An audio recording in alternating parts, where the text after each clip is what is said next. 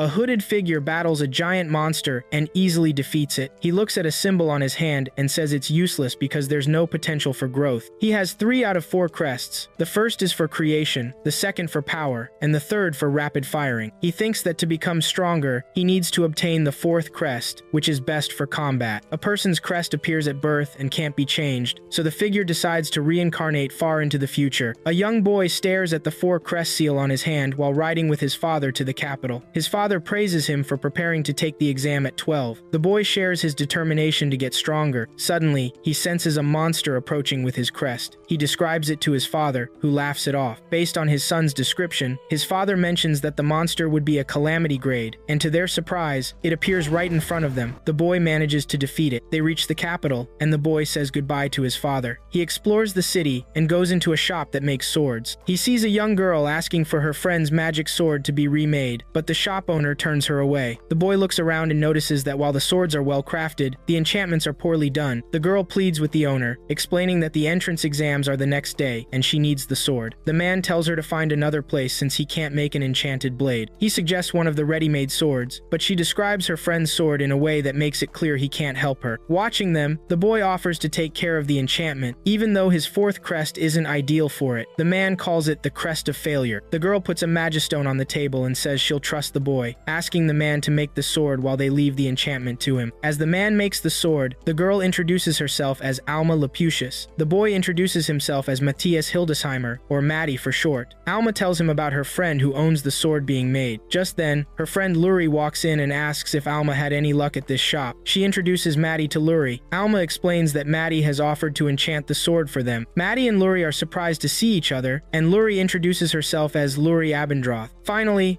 the sword is done, and Matty enchants it. He knows the only way to make the sword long and light enough for combat is to add enhanced fortitude and sunder steel. He does it effortlessly without even saying an incantation, and everyone is amazed. He hands the sword to Luri to try out, and when she drags it across the table, it slices the table in half. They freak out over how effective the enchantment is, but Matty downplays it, saying it's just a standard enchantment. The shop owner asks Matty if he'd like to work with him, but Matty declines. The practical exams start, and the areas to be tested include swordplay and casting. Matty is also taking the practical exam, and Luri meets up with him. Alma grumbles about doing well in every other subject except the tactics section, which she found challenging. Luri encourages them to collaborate to pass the test. While Luri is sparring with her opponent, she cuts through his sword with her weapon, forcing him to surrender. Next is Matty's turn. His opponent knows him well and is aware he enchanted Luri's sword. Matty faces the examiner directly, who expresses interest in seeing what his father, Castor, taught him. Matty is surprised that the examiner knows his dad, and the examiner says he'll vouch for Matty to pass, regardless of other test scores, if Matty holds his own against him. They draw their swords, and Matty notices the examiner's stance is wide open. He suspects the examiner might be going easy on him, which he finds a bit insulting since he believes the point of a test is to showcase his abilities. He charges at the examiner,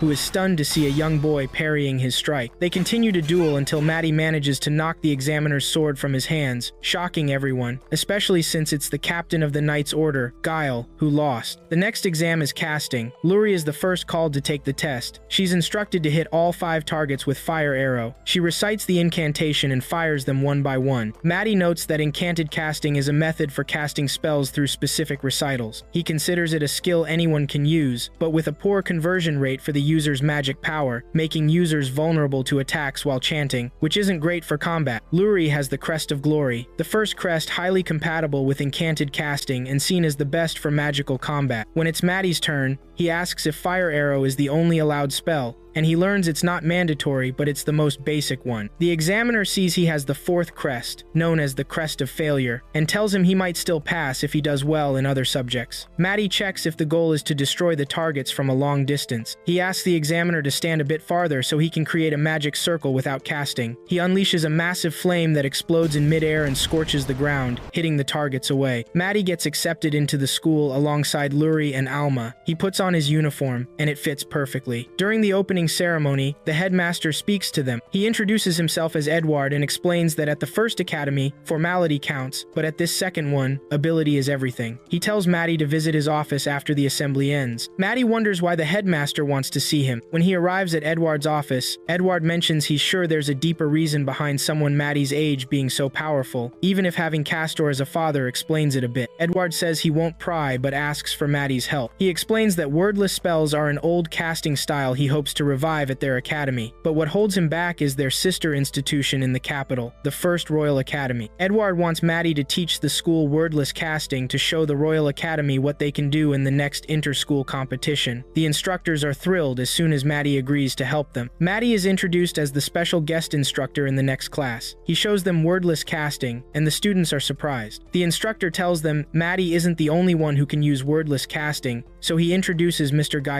Gaius demonstrates it too, but he isn't as accurate as Maddie. He mentions that Maddie's teachings helped him get that far in just a day, and the students start their training. Luri runs out of magic while practicing, so Maddie has her stretch out her palm while placing his palm on hers to transfer magic to her. She tries the wordless magic and succeeds. Maddie ends up teaching wordless casting to all the students, and after a month, the inter-school competition begins. Luri tells Maddie she hopes there aren't any magical chosen ones at the competition. She explains that every year, when it seems like the second academy might win, one of these chosen ones appears. Maddie senses one nearby with about 10 times his magic power, and Alma likens that power to that of a demon. She says demons are so strong that even court magicians working together probably couldn't defeat one. Maddie realizes that demons haven't been eradicated in this era. Maddie walks into the arena and faces Devilis, one of the magical chosen ones. If the First Academy wins this competition, it will mark their 65th consecutive win. Devilis has a crest of glory. Maddie suspects Devilis is a demon in disguise, and even has a fake crest to blend in with humans. The 65 Inter-Academy competition starts. Lysis and Giaz launch an attack, but get defeated by Maddie. Devilis sees this, and mistakenly casts a spell before starting his chant, shocking everyone. Maddie attacks him up close with his sword, sending Devilis flying backward. He casts another wordless spell, revealing himself to be a spell-casting demon pretending to use incantations. The demons have caused the decline in magic because they want human spells to be as weak as possible, and infiltrated the academy long ago to declare the Fourth Crest as the Crest of Failure. Devilis is shocked by Maddie's strength, and Maddie exposes his disguise, revealing his true demon form. The headmaster of the First Academy is taken aback at seeing Devilis's true form, and Edward orders the students to evacuate. Maddie cuts off Devilis's wings before he can escape, defeating him in the process. Maddie thought he had driven the demons to the brink of extinction in his previous life. He was Gaius the Sage. Now, Maddie knows there's a problem in this present time. Matias is the third son of the Hildesheimer family. He is Gaius, who has reincarnated into this world. Maddie notices that what used to be the strongest crest is now seen as the weakest. Luri runs up to hug Maddie, saying she's glad he's safe. Alma approaches her and questions if she knows what she's doing, making Luri realize she acted on impulse. Maddie meets Edward and tells him that defeating a demon isn't that big of a deal. Edward replies that no one in history has ever taken down a demon on their own. They both meet with the king and go through the necessary formalities, with Maddie introducing himself. The king expresses his admiration for Maddie's defeat of the demon, stating that under normal circumstances, he would spread the news of Maddie's good deed far and wide and offer him an honorary position. However, doing so would reveal to the world that demons have infiltrated their ranks. Maddie thinks to himself that he doesn't want a high position, but rather seeks to grow stronger. The king considers giving him a magic sword with a double enchantment, mentioning that a blacksmith recently sold it to him. Maddie deduces that it's likely the spare enchanted weapon the blacksmith made. Maddie requests rights to all resources found in the kingdom's dungeons, and the king grants his wish, considering the reward settled. He informs Matias that the 4 magical chosen ones in the kingdom have all disappeared, indicating that demons have been breaching the kingdom for centuries. The king mentions that it seems Maddie has pushed the demons away and asks if that means the threat has left. Maddie replies that if the unmasking made the magical chosen ones flee, it shows they no longer see value in maintaining the masquerade. Matias predicts it will take the demons about 3 months to regroup and attack the kingdom. He tells the king they need to cover the entire kingdom with a barrier before then, and use a divine class artifact to create a permanent barrier. He advises the king to let them continue teaching wordless magic, leaving the king with no choice but to trust him. He appoints Matias as the leader in the fight against the demons. Maddie gains unrestricted access to the kingdom's archives. As he looks around, he spots a sword found in an ancient ruin. He examines the magic pattern of the sword, and realizes it's one he forged in his past life. He picks it up and notices it's tougher than orichalcum, perfect for the barrier's core. He also sees a pendant from his past life that boosts experience point gains. Matias walks around the training ground and sees the students improving at chantless magic. He is taking time to strengthen humanity before he can properly reinforce himself. Luri and Alma approach Maddie with news from the headmaster. He tells them he'll be heading into a dungeon to gather materials. Remembering that it's better to have a party in dungeons, he shyly asks if they want to join him. They question if they might hold him back, as they also aim to become stronger. Alma admits she's not great with swords, but excels at archery. Maddie reassures her that bows are excellent for magical combat and demonstrates by infusing an arrow with magic. He encourages Alma to give it a try, telling her she has the Crest of Standard, which is perfect for magical archery. They both agree to join his party, hoping to learn more about enchantments. Maddie views the party as well balanced, with him on the front line, Alma supporting him from behind, and Luri providing backup from the rear. They head to a dungeon door beneath the academy. As they go in, Maddie explains how the environment and monster strength change from floor to floor, with the ground floor being the weakest. He picks a small monster for them to practice on, and teaches Alma how to infuse magic into her arrow. He shows her a trick that can help her alter her arrow's path in mid-air. This skill is called a thread-guided enchant. Magistones appear when monsters are defeated, and Maddie tells Alma to try taking down 2 monsters with 1 shot. Alma goes off to train while Maddie teaches Luri how to craft her weapons. He gives her some crude dungeon ore to make her weapon with, which she needs to refine to extract metal. After refining the ore, she gets pure clusters of iron and mithril to create her weapon. Alma can now take out 3 monsters at once with her arrows, so she decides to head back. When she returns, she's shocked to see how much progress Luri has made, breaking down walls with her enchanted swords. Maddie informs them they'll be going to the 10th floor to test their skills. On the 10th floor, they encounter several snail monsters. Luri tries to attack first with her wide-range fire spell, but it doesn't work. Alma comes up next with her arrow and manages to take all of them out. Alma and Luri make a great team, with Luri crafting arrows for Alma to shoot at the monsters. Maddie's pendant collects magic power from defeated monsters to boost the experience points earned by their group. Suddenly, they face a big killer dog, and Maddie warns them to be careful because these killer dogs are much stronger than the monsters they've fought so far. Luri and Alma team up and take down the killer dog. Maddie then suggests they set up camp, creating a barrier for a safe resting area. He infuses a magistone with his magic and tells them to rest while he goes down to a lower floor to get the adamantite he needs for the barrier. He mentions he'll head to the 25th floor, and Alma is surprised, pointing out that the deepest anyone has gone is the 23rd floor. She mentions that the only ones who have done it were the legendary 30-man party protected by Gaius, a divine being of magic. When Maddie hears her say his name, he wonders if it's a mistake. Maddie descends to the deeper floors and manages to find the rock containing adamantite.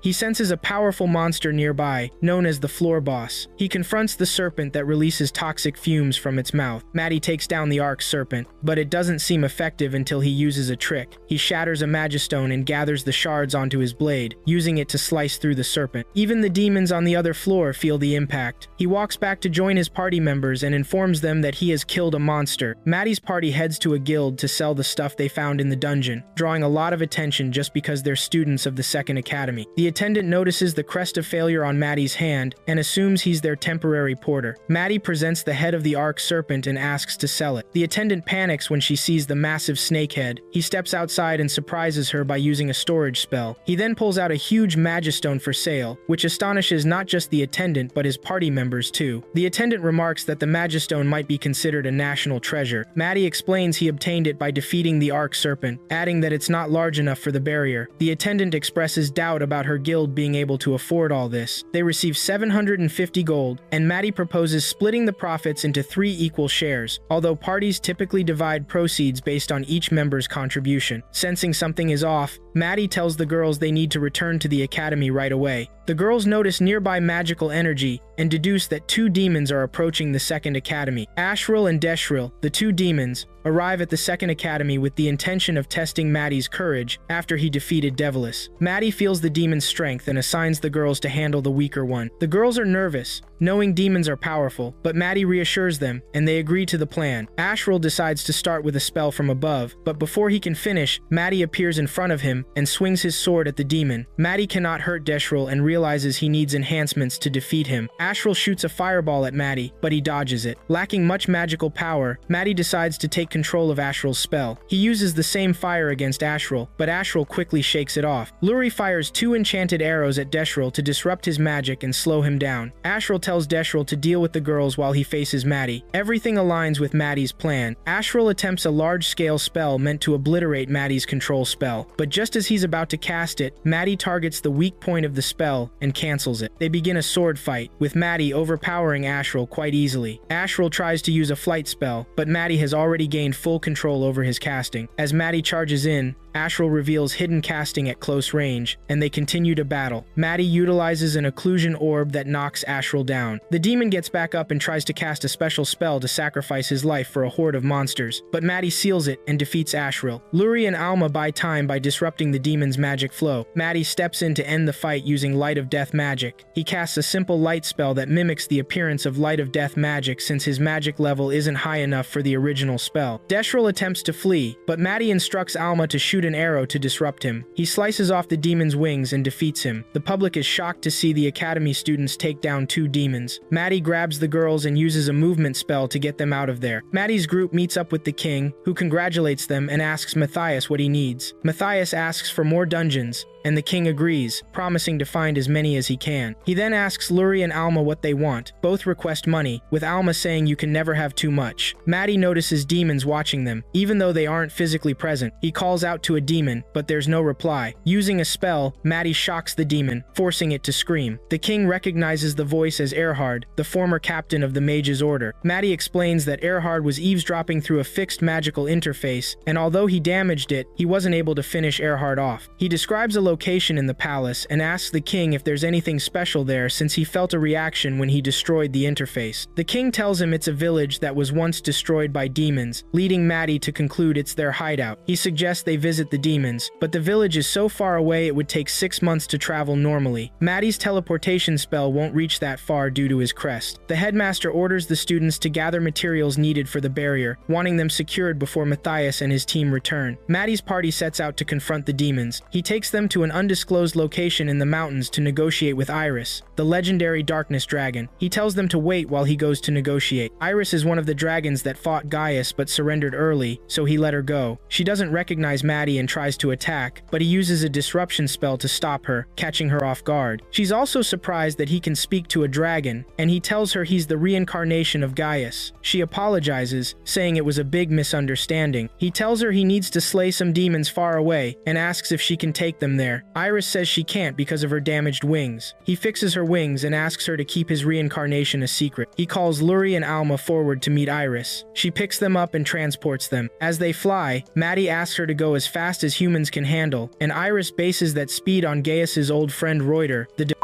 of swords. Maddie then tells her to drastically lower her speed. Maddie's party arrives at the village of demons. Maddie takes down the first demon he runs into. He senses 2 more demons. One is Erhard, and the other is stronger than Ashril. Iris struggles to land and crash lands since it's been so long since she last flew. As they enter the village, Maddie casts a telepathy spell to help them communicate through thoughts for better battle coordination. He tells both of them to handle the offense this time, and gives them a casting circle. Maddie orders them to stay put as soon as he detects the enemy using a concealment spell. He asks if there's anywhere that feels devoid of magic, and Luri senses a particular corner lacking magic. She complains about not finding the other demon, but Maddie tells her not to worry. Maddie uses a disruption spell to reveal Erhard while Alma shoots an arrow at him. Edward breaks the arrow, telling them that small arrows can't hurt a demon. He asks Maddie why he wouldn't attack him, and concludes he's the fake one since the real one was just at the capital and couldn't have reached the destroyed village that fast. Erhard charges at Maddie, who restrains him while Alma continues to shoot arrows. The arrows start to take effect, making Erhard feel sluggish. Erhard powers up and uses his demon ace move called Disfortune, sacrificing his lifespan for immense magic power and strength. He chases Luri and Alma to kill them, but ends up chasing an illusion created by Maddie. Alma delivers the final blow with her arrow, defeating Erhard. Maddie tells the girls to go back and wait for him outside with Iris. He heads further in to face the other demon himself. Maddie crushes 3 Magistones to release magic into the air. This creates a disturbance that forces the demons to show themselves. The demon warns warns Maddie that he's on a whole different level than Erhard, and Maddie replies that he knows but doesn't plan on dying. The demon attacks Maddie, and he defends himself. The demon slices off Maddie's right hand, which he used to hold his sword, and walks up to him. He tells Maddie he thinks it's over for him and says he'll show Maddie mercy by choosing how he'll die. Maddie says he doesn't plan on dying for at least thousands of years. After analyzing the situation, he reattaches his arm using a recovery spell. Maddie starts to attack the demon using the same toxin he used on Erhard. The demon activates the magic circuit overclock, which is similar to the Disfortune spell, but more advanced, with a lower chance of the demon dying. Maddie counters with a spell that nullifies the magic circuit overclock, forcing the demon to revert to mist. He tries a spell that turns anything it touches to mist, but Maddie cancels it. Maddie tells the demon that his earlier analysis gives him countermeasures.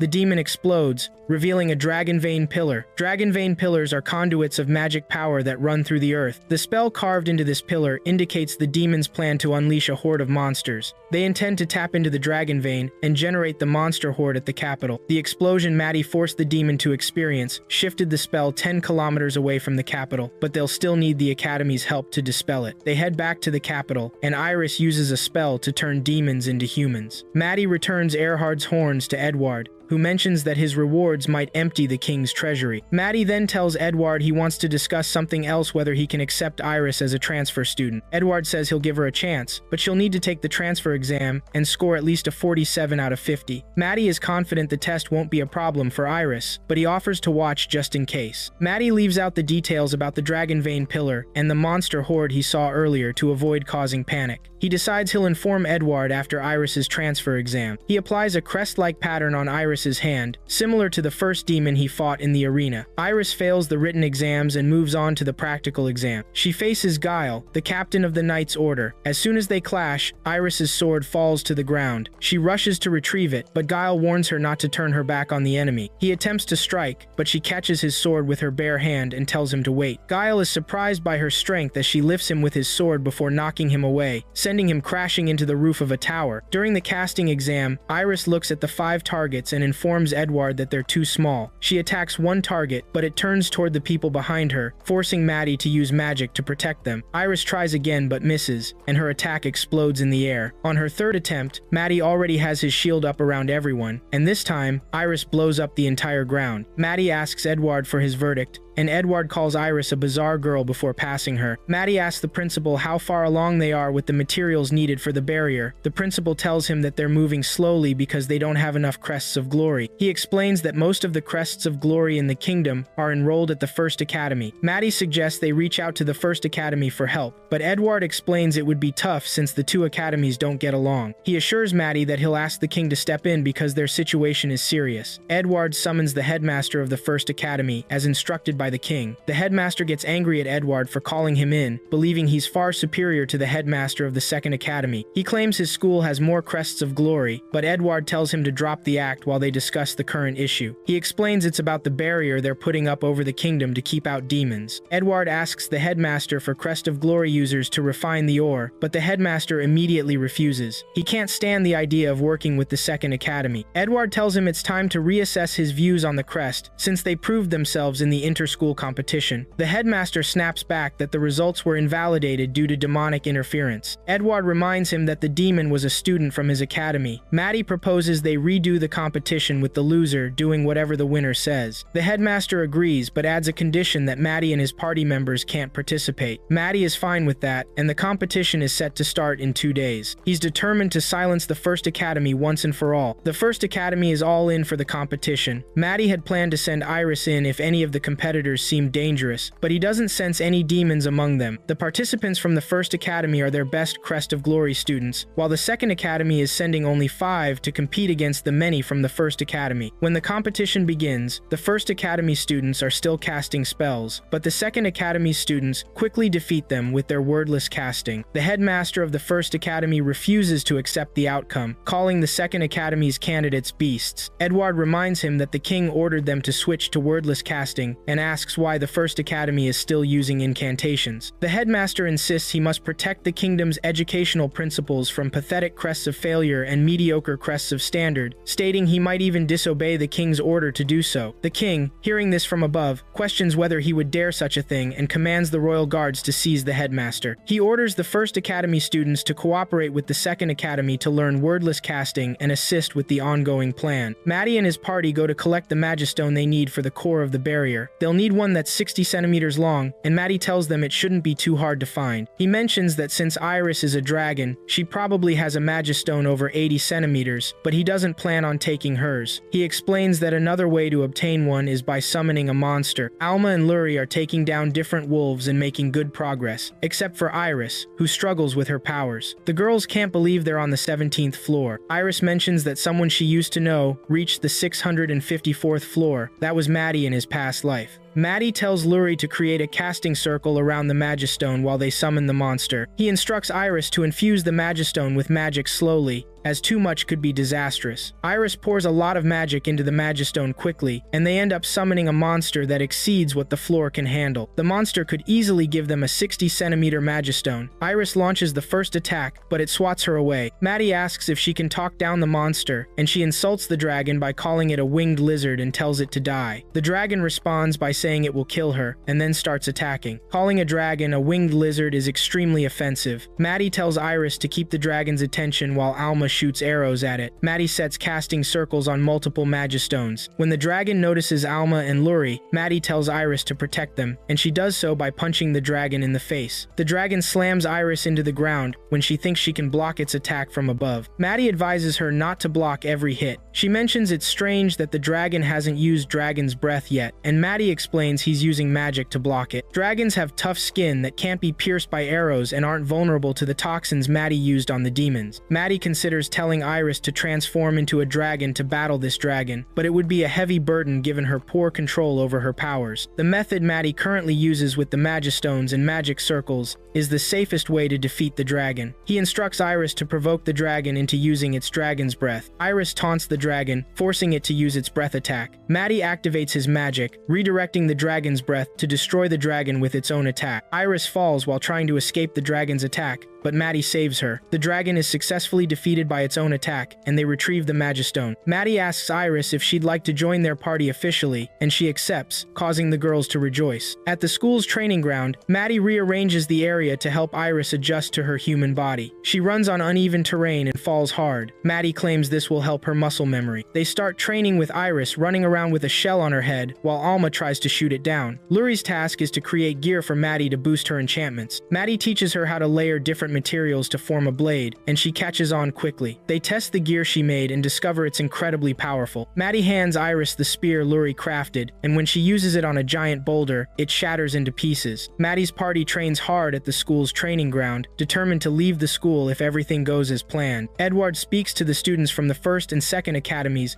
about starting the operation to shield the royal capital with a barrier. He mentions that Matty will be busy with the barrier and wants the wordless casters to defend the capital. He urges them to give their all as they embark on the mission. They pick up signals of demons casting magic through their communication team, and Matty informs them it's probably a demonic teleportation spell called Magi-Road. The girls wonder if their plans were leaked to the demons, but Matty dismisses the idea. He instructs Lurie and Alma to handle the situation, and they agree. Once they arrive at the scene, Alma reminds Lurie that Matty said it indicates demons are coming when the magical energy starts rising. Matty had already told Lurie to prepare special metal arrows for Alma to use against the demons, and she can decide on the spells to imbue them on her own. He emphasizes the importance of reading the situation quickly during live combat. Lurie crafts sturdy-looking arrows for Alma. A demon breaches their dimension, but Alma shoots it down with one of her enchanted arrows. She fires at another demon that appears, but it dodges. Lurie steps in with her sword and defeats it. They sense a magical surge from the capital and decide to return. Matty mentions that the surge is what he expected. It's a more advanced version of Magi-Road that sacrifices a demon for long-distance travel, likely the weakest of their group, since demons lack the spirit of self-sacrifice. Lurie asks Matty what to do next, and he tells her the demons are probably going to show up above the Second Academy. He asks the girls to buy him some time as he hasn't finished the barrier. The two head out, and Maddie notices the girls are acting bolder than before. Iris meets up with Maddie and drops off 40 boxes of mithril. Alma and Lurie find Edward on the battlefield, and he shows them the Magistones Maddie left for Lurie, so she doesn't have to worry about messing up. Suddenly, massive magic readings are detected above the academy, and a demon named Gaius crashes into their dimension. He spots the students and the headmaster and launches a large-scale fire attack at them, but they counter with a defense spell. The Crest of Standards and Lesser Crests launch their attacks, but none reach Gaius. The demon catches Alma's arrow before it hits him. Alma glances at Lurie, who is weaving complex enchantments, and asks her to buy more time. Gaius unleashes a larger-scale attack and taunts them about their power disparity. Despite learning wordless casting, they hold their ground against Gaius's spells. Lurie struggles repeatedly until she gives everything she has left with the last piece of Magistone. She creates an enchanted arrow that Alma fires at Gaius. The arrow pierces through the demon's chest from behind,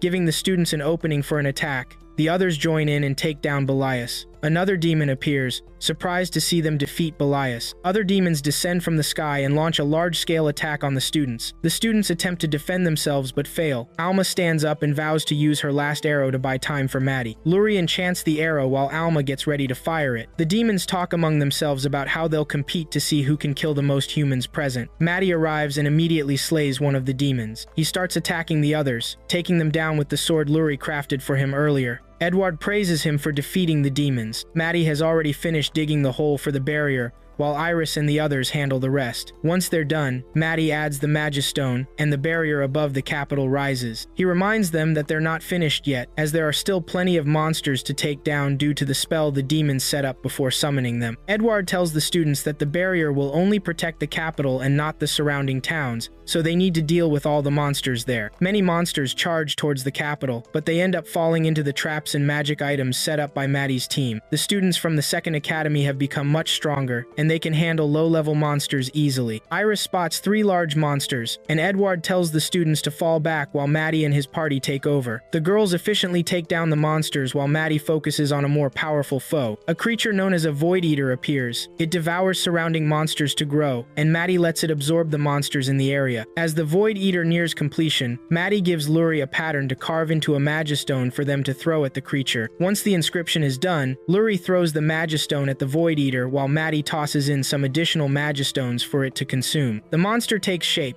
and Maddie tells the girls to let it attack as they usually would. Alma and Lurie shoot arrows, while Iris targets the monster's feet, and Maddie jumps in to strike. He stabs at its eyes and uses a special magic enchantment to sever its legs, but the monster regenerates its legs instantly. Maddie continues attacking with all his enchantment spells, and casts a spell that lasts until either he or the monster runs out of magic. This spell keeps launching attacks at the creature, piercing various parts of its body until it lowers its head. Maddie slashes its neck and successfully defeats the monster. He decides to check out dungeons outside the capital this time, leaving the academy to survey dragon veins. The next day, Edward offers Maddie a scholarship at the school so that it can benefit from his accomplishments, while also making it easier for the school and nation to help if he gets into trouble. Maddie accepts the offer. Lurie hears he's leaving the school and feels sad. The headmaster offers scholarships to the rest of the party if they want them, and they agree. A boy on a wagon sees Maddie's party members as they're traveling on the road. He asks if they're adventurers, and they confirm it. The party is headed toward the Melkia dungeon, which is a huge dungeon with hundreds of floors. Iris and Maddie are surprised to learn that there are cities built over dungeons these days, as there was nothing like that ages ago. If they go around the forest of Chikirasubia, it'll take them several days to reach Melkia from their current location. However, cutting through the forest will get them there in about half a day. The forest is filled with monsters, and rumors say there's a clever monster that has been appearing there lately. The idea of a smart monster sparks Maddie's curiosity, and he decides they should go through the forest. Lurie and Alma feel uneasy about it, but Iris reassures them that she can always fly them out if needed. Maddie reminds her that her wings are still healing, so she can't fly very well. They decide to take a short break in the forest, and Maddie goes off to hunt some game for them to eat. As soon as he leaves, he senses a bunch of monsters' magic signatures following him. The monsters move in a surprisingly organized way, as if they're being commanded. Maddie spots a restrained magic signature among them, and suspects it belongs to the smart monster. The smart monster attacks Maddie, and he manages to bring it back with him as his catch. Lurie identifies it as a wisdom monkey, known for being particularly smart. He then takes out a bull-like monster for them to prepare a meal.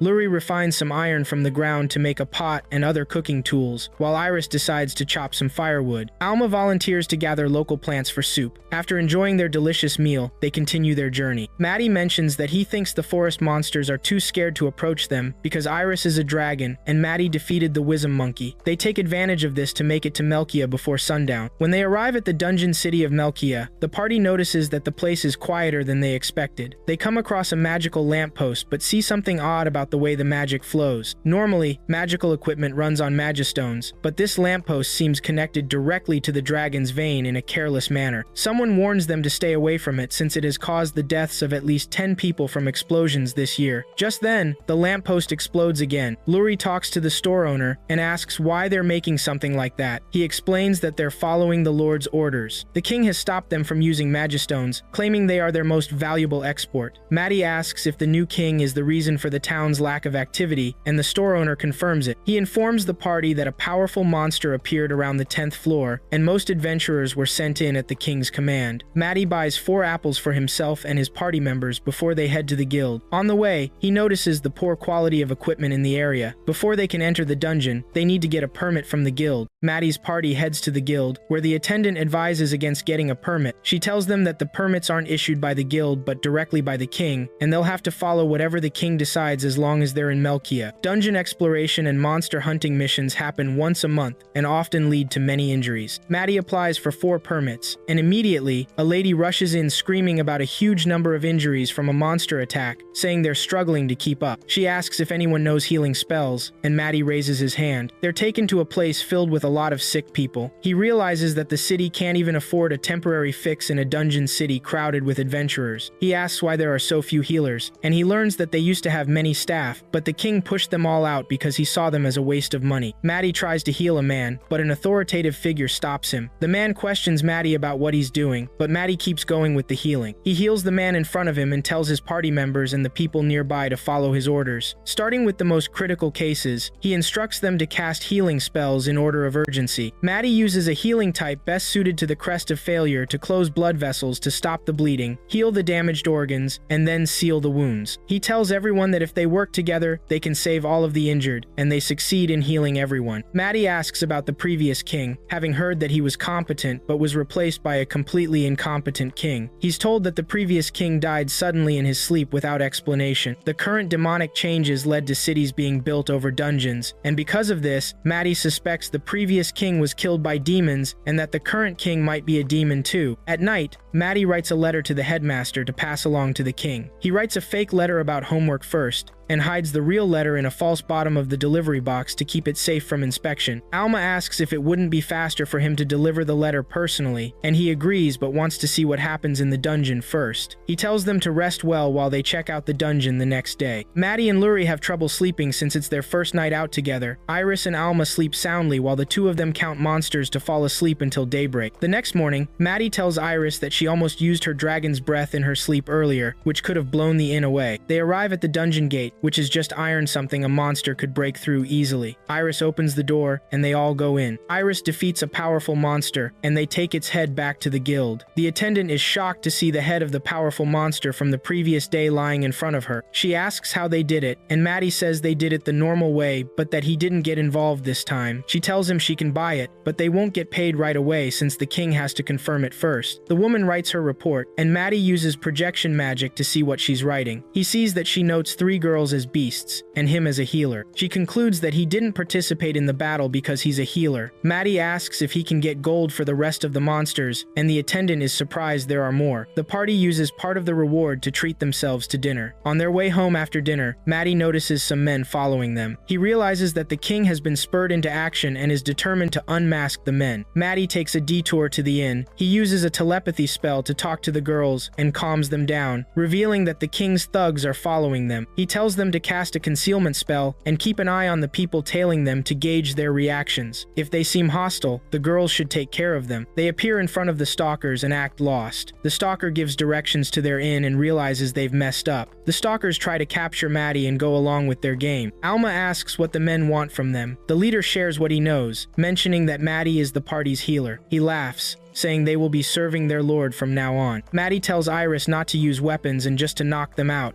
and she follows his advice. While the stalkers are unconscious, Maddie places a demon-detecting tracking spell on all of them, suspecting they're in touch with demons. The next morning at the inn, Maddie receives a letter from the king and asks his crew to follow him outside. They meet Ake in a safe spot where the king won't notice. Ake brings a response to Maddie's letter about the king of Melchia's exploitation of the dungeon city. He informs Maddie that under the king's orders, Lord Dokiel Melchia should be arrested and placed under the supervision of royal proxy Ike. Maddie and the girls plan to arrest Dokiel Melchia. He tells Elk that he's already cast a tracking spell on Dokiel's minions and knows where he is located. Dokiel is at a heavily guarded estate on the town's edge. Elk asks if he should call for the knight's help, but Maddie believes they can handle it themselves. They arrive at the estate only to find the gate closed during the day, which feels off. Maddie uses magic to sense the life signatures inside and deduces that the king is tightening security. Elk wonders if they might have caught wind of their plans, and Maddie agrees. Elk suggests retreating, but Maddie insists on moving forward. They enter the house and get attacked by the king's minions, but Lurie blocks their attacks. Maddie asks her to leave the rest to him and uses electricity to take out all the guards in the building. The king's room is on the second floor, but Maddie senses no one upstairs. Everyone's in the basement. He locates a hidden entrance to the secret basement where frames are hanging and opens the stairs leading down. King Dokiel Melchia notices it's gone quiet everywhere and asks his attendant if the intruders have been dealt with. He's told that they would have heard if the intruders were defeated. Dokiel doesn't believe his men could have been dispatched so easily, but asks to take the secret passage to the surface as a precaution. Maddie walks in and interrupts him. Surprised to see a kid in the basement, Dokiel asks his attendant about Maddie. Maddie introduces himself and calls in his party members. Dokiel tries to ambush Maddie with his men, but Maddie knocks them all out. Royal Proxy Elk arrests Dokiel Melchia, who warns them they'll pay if something bad happens to him. Maddie knocks him unconscious while Elk takes him back to the capital for questioning. Maddie mentions he has other business to attend to, like figuring out how they knew about their raid. He spots a letter on Dokiel's table revealing the decision to arrest him, and they wonder where it came from. Maddie notices faint traces on the letter and tracks it back to a demon. He concludes that demons are after the dragon vein in the dungeon, as the one there is much larger than the one in the capital. Elk rushes to report this to the capital, but an earthquake interrupts them. Maddie informs them that the demons have started tampering with the dragon vein. They realize the demons have unleashed a monster horde heading their way based on the magical signature. Maddie insists they must get the demons far from the dragon vein immediately, because all of Melchia will be at risk if they aren't stopped. They have 2 hours to dive into the dungeon and resolve the situation, which is how long it'll take the demons to reach Melchia. In the dungeon, everything feels empty, like a trap has been set. Maddie gives Iris a spot to dig that will lead them to the dragon vein. Lurie notices a demonic aura around the dragon vein, and Maddie explains that the demons rigged it up a long time ago and are now trying to add the finishing touches. Lurie asks if they can stop whatever the demons are doing, and Maddie suggests splitting into 2 teams. While he goes to the floor where the demons are hiding to confront them, they will stop whatever the demons are trying to use the dragon vein for and restore it to normal. He tells Lurie to lead her team, since he has already set up a communication circle linked to the dragon vein with limited range. The party can communicate from anywhere in the dungeon. Maddie keeps in touch with Lurie, who is working to restore the dragon vein. He warns her to be careful, as one wrong move could blow up the town. Maddie is taking down demons, and with an hour left until the demon horde arrives, he faces the demon manipulating the dragon vein. He suspects the demon is using a communication spell too, so he taps into it with magic align. He hears the other party telling the demon that Maddie isn't the one disrupting his spell. They suspect Lurie is the disruptor. The demon is ordered to destroy Maddie and finish off Lurie. The boss tells the demon to fight cautiously and not underestimate Maddie. They exchange attacks, with the demon deflecting Maddie's first strike using a barrier that explodes upon impact. The demon is instructed to finish Maddie off before he can break the barrier, since a prolonged fight would put him at a disadvantage. Maddie tells Lurie to prepare casting circles 14 and 17, while he and the demon continue battling. The demons have a plan that's best suited to fight the Crest of Failure by attacking from a distance. After dodging all the demon strikes, they move to the second stage, which involves traps. Maddie pretends to be lured into the trap. He asks Lurie to activate the 14th casting circle first to nullify the traps, and then activate the 17th one, which uses the dragon vein to disrupt communications in the area. The demons lose their communication, and Maddie keeps firing attacks at the demon's barrier. He charges in to use his sword and break break through it. As the demons regain their communication, Maddie suspects the demon giving the orders is an old one because it knows about his past life. The demon is commanded to use Disfortune, but Maddie dodges all its attacks and defeats it. The monsters heading for Melkia start to vanish because Luri has restored the dragon vein. Their next task is to find out who's been giving the orders. The demon taps into their communication spell and informs Maddie that he won't be able to trace him back. Maddie detects the magic coming from a few kilometers away in a town called Elania. He suspects it's a decoy. Iris asks Maddie if they're looking for the demon's leader's hideout, and he confirms her question. They want to know how they'll do it, and he explains that the enemy thought they could block their ability to find him by cutting off the relay in Elania. However, the transmission spell still carries a trace of the caster's magic signature. Maddie recorded that signature in a Magistone, but will need a device from thousands of years ago to trace the enemy through the Magistone and pinpoint his location. Maddie is about to reveal that he's Gaius when Iris coughs, and he gets back on track. The device is at the Rodinia Alliance, and with the king's help,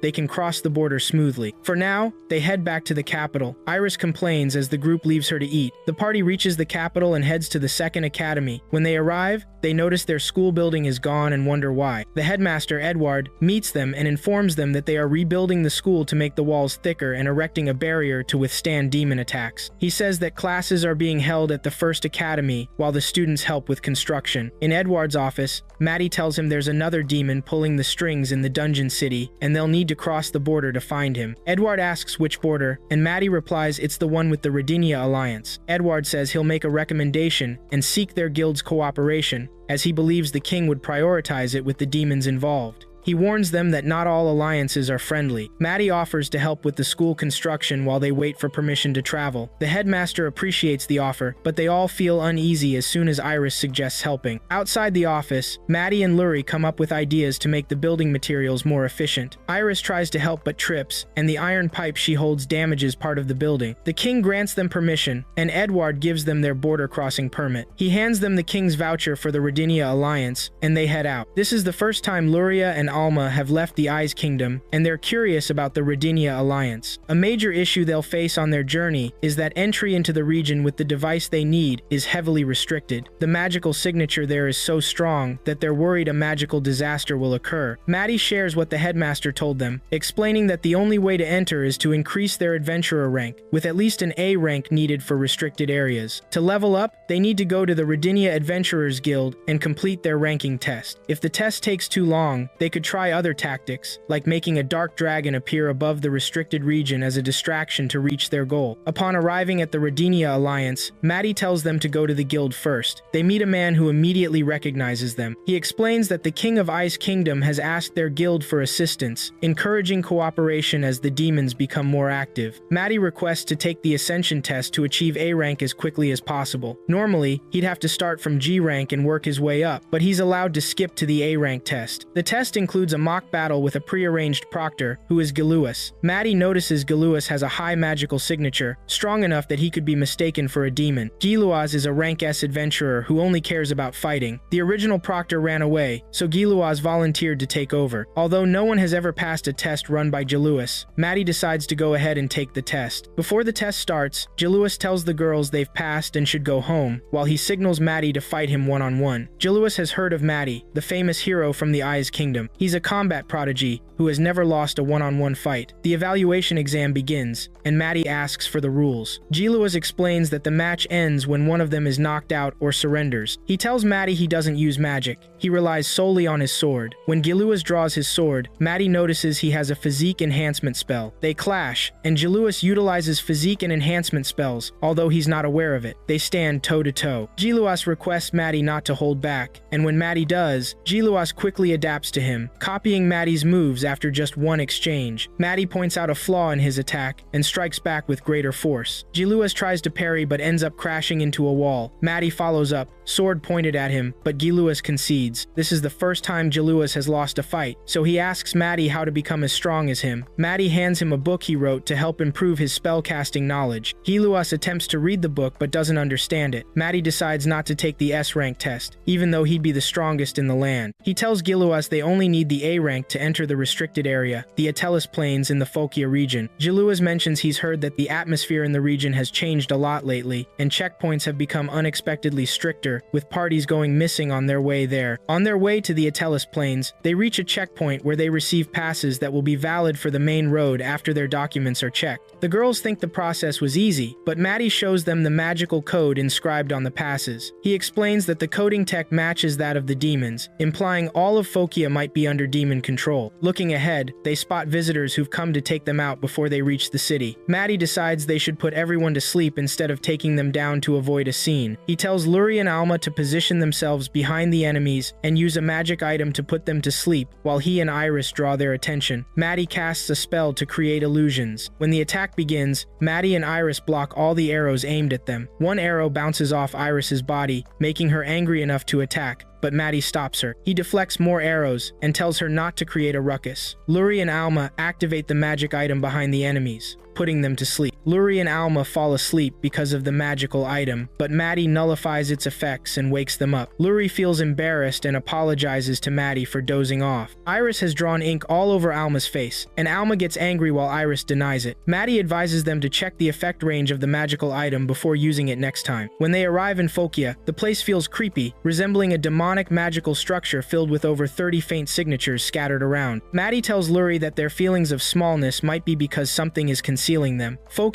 is crawling with demons, and while typical demons usually don't work in groups, Demidemons are different. Demidemons are a rare offshoot of the demon race. They can't use spells but team up to fight. Maddie warns the girls that if the Demidemons control the city, it's a troubling situation. They decide to sneak in through a hidden passage for demons that Maddie knows about. This passage leads them to the city center and resembles the city's sewer system. While they walk, Maddie's detection spell picks up a demon ahead. They wonder what to do, and Maddie says they'll just walk past it. He casts a stupefaction spell to temporarily dull the demon's senses as they pass by. In the city center, the townspeople are in a trance. Maddie notices some strange magical signatures, so he grabs a random person from the street to check what spell was cast on him. He tells the girls it's called thought paralysis, a type of stupefaction spell. Soon, all the townspeople line up to enter a factory where a demon is casting the thought paralysis spell on them. Maddie explains they need to go inside to find out what's happening and casts a defense spell ahead to nullify the thought paralysis spell. They pretend to be affected and are allowed inside. The factory appears to be refining ore with advanced equipment on a larger production scale. Maddie identifies the rock being collected as Rankine magical ore, which can be used in explosives when refined. A ton of this stuff could blow up an entire kingdom, but it would take decades to gather that much. Seeing a company like this producing on such a scale, Maddie wonders if there's a powerful demon with extensive magical technology knowledge behind it. Luri asks what they should do now, and Maddie says the factory is too dangerous to leave standing. The thought paralysis could harm the human brain over time, leaving them no choice but to take down the demons. The 32 demidemons are scattered around the city center, and there's a low chance they'll disperse. Maddie plans to use the demons' teamwork against them. At night, the demons notice an unknown magical signature in Area 51. They quickly transform into their demon form. Realizing it's a massive signature, they are instructed to locate and eliminate the source immediately and surround Area 51, but they don't see any sign of the enemy. They gather in the area and encounter Iris. While the demons focus on Iris, Maddie starts taking them down from behind. The demon leader watches from a distance, confused about what's happening. Maddie plans to mask Iris's huge magical signature when they first enter the city, then unmask it all at once. The demidemons gather around her as he waits in the wings. Luri and Alma's job is to scatter any clustering demons. Luri, Alma, and Maddie need to stay hidden and take out the demons one by one. While the demons continue to chase after Iris, Maddie informs Luri and Alma of their arrival and throws magistones infused with a simple explosion spell at them. This distracts the demons, allowing Maddie to take them out from behind. Demidemons always stay connected through shared consciousness, which lets misinformation spread quickly among them. The demons think the town is rigged with traps, so they're ordered to stay put and use detection spells to find them. Maddie tells Luri and Alma to use conceal magic to avoid detection. When the demons don't find any traps or intruders, they keep moving,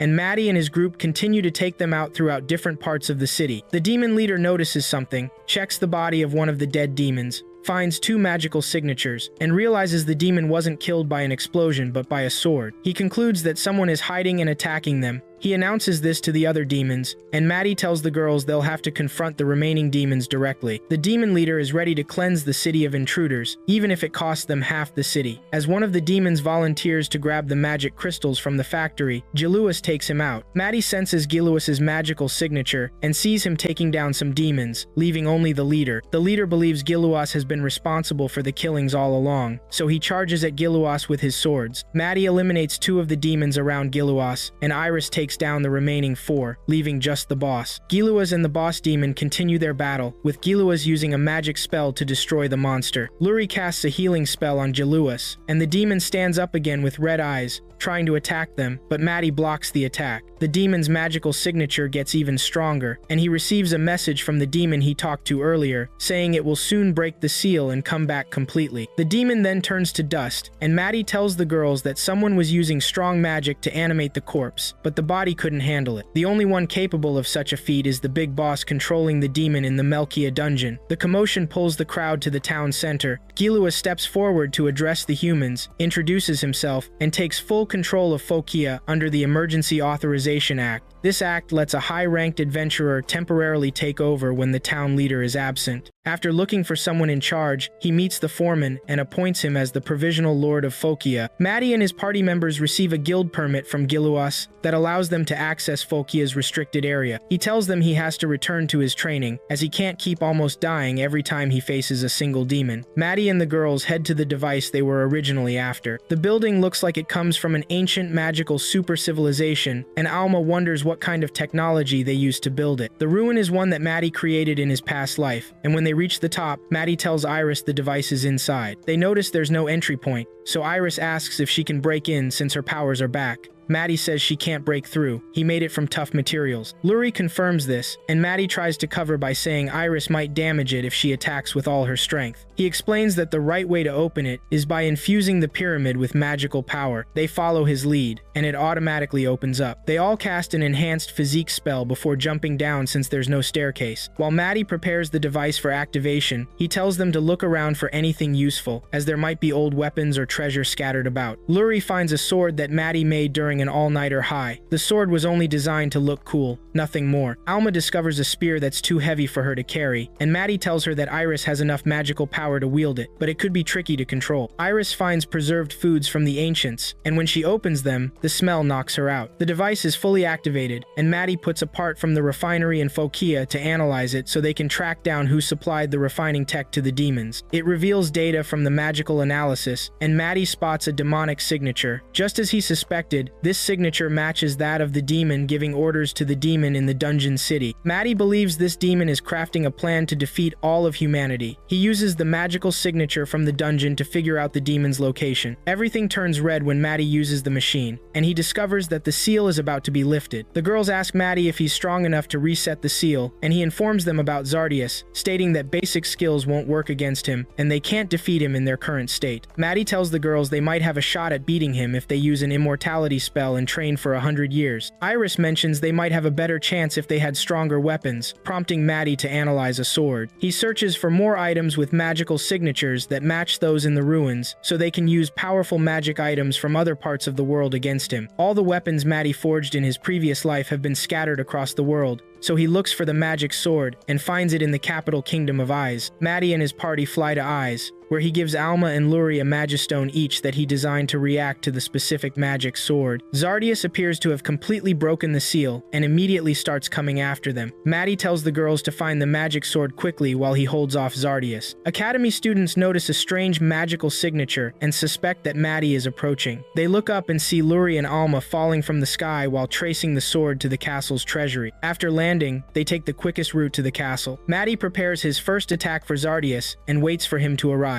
Zardius is currently moving through a space reserved for demons, similar to the transportation spell used by demons to attack the capital. Maddie decides to seal the space before Zardius arrives to buy himself some time. As Zardius opens the space, Maddie attempts to seal it but fails, leaving him with no choice but to fight Zardius. He instructs Iris to shoot one dragon's breath and then pull back, believing her presence alone should keep Zardius in check. Zardius faces the dragon's breath attack head-on without a scratch. He draws his sword and launches an attack at Iris. Iris dodges with Maddie's multi-layered defense helping her. He then immediately targets Maddie. Luri and Alma reach the treasury. Just as they're about to burst past the guards blocking their way, the king meets them, and they explain the situation. He grants them immediate access. Zardius is so fast that Maddie can't keep up with all his attacks, and with Maddie's chances of victory dwindling, he decides to sacrifice his life to win the battle. Luri and Alma keep searching for the sword, and Luri finds it inside a blue box. As soon as she opens the box, she feels an incredible magical power inside. She picks it up, and they rush towards Maddie. Zardius tells Maddie he's foolish for thinking he could buy time with such weak power. He launches a long-range attack over the entire capital, forcing Maddie to cast a defensive spell to protect it. Zardius realizes Maddie is preparing to resist him inside the barrier. He knows his subordinates can't enter the capital as long as the barrier is up. He asks Maddie what he plans to do about the monsters that were already inside when the barrier went up. Ashril and Deshril appear again in front of the girls. This time, they take them down easily, but Ashril then shows up in front of them. He demands they surrender their weapons, threatening to kill 2 classmates he has as hostages if they don't comply. Maddie senses the demonic signatures within the barrier, and Zardius informs him that he resurrected the bodies of the demons stored in the capital, magically ordering them to attack Maddie's companions. Zardius unleashes another attack on the barrier, overpowering Maddie's defensive spell. Maddie chases the attack and deflects it elsewhere. Zardius tells him that he can't fully utilize his power because he keeps protecting the weaklings. He urges Maddie to set everything aside and show him what humanity's strongest can do. The boys taken hostage tell the girls not to worry about them and to take Ashril down. Ashril questions the girls about their willingness to watch the boys die, leading them to surrender their weapons. Maddie hopes that Alma and Luri have found the sword, knowing that if it doesn't reach him in time, nothing will stop humanity's destruction. Zardius asks Maddie what else he plans to do now that he's lost hope of winning. Maddie refuses to give up, determined to use his remaining life and magic to activate the reincarnation spell into the next era, where Zardius's power will be somewhat weakened. He sharpens his magical combat skills and plans a comeback, not wanting to let the girls down after they've trusted him. Maddie begins his counterattack,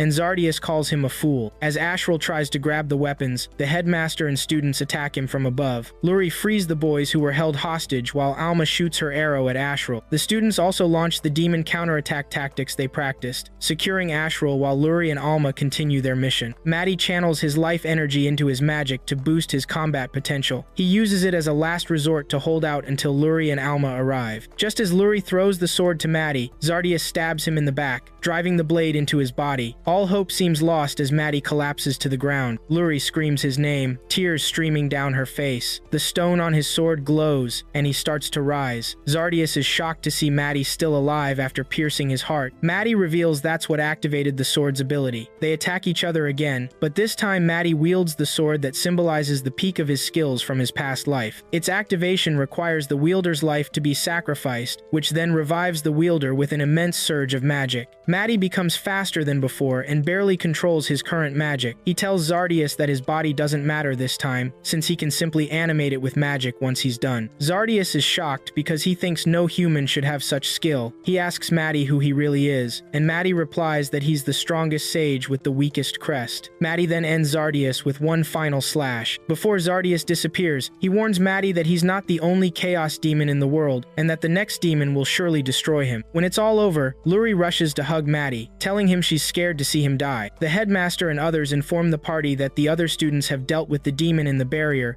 and there have been no casualties. Maddie tells them they will need to repair the damage they caused. He expels the magic power from the sword, as it is a one-use magic sword. The next day, Maddie and his party meet with the king, and Luri thanks him for granting them access to the treasury the other day. The king replies that no thanks are necessary since the kingdom was in danger, and he was just doing his duty to save it. As a reward for their deeds, the king grants them titles and lands. Since Matias doesn't want a title and prefers to live as an adventurer, the king gives him the very sword Luri took and invites him to take anything he likes from the treasury. At the treasury, Maddie finds an adamantite alloy arrow he made in his past life, along with a matching bow. He asks for the bow, but is told it was deemed useless due to rust. The guard informs him it was sold to the Isis Company, the largest shop in the area and the main buyer of scrap metal from the palace. They go there and ask for the bow, only to discover it had been melted down into a block of metal, mixed with various other metals, because they couldn't identify it. Matty considers separating them to obtain rare metals. He decides to buy all the blocks and have them sent to his inn. On their way out, Edward meets them and says there's an emergency. They meet with Gaius, captain of the Knight's Order. Even though Matty has been briefed by the headmaster on his way, Gaius tells him he received a report of an attack 2 days ago near the border with the Hill Empire. The attack was carried out by 300 puppets in front of him. Matty analyzes the situation and notes that the magic circle is complex, and the wood isn't ordinary. He checks and discovers that the puppet is powered by human life energy, meaning it's stealing small amounts of life energy from many humans at once. The only one who could do this is a demon. Gaius asks Matty for his help once again for humanity's sake, and Matty agrees.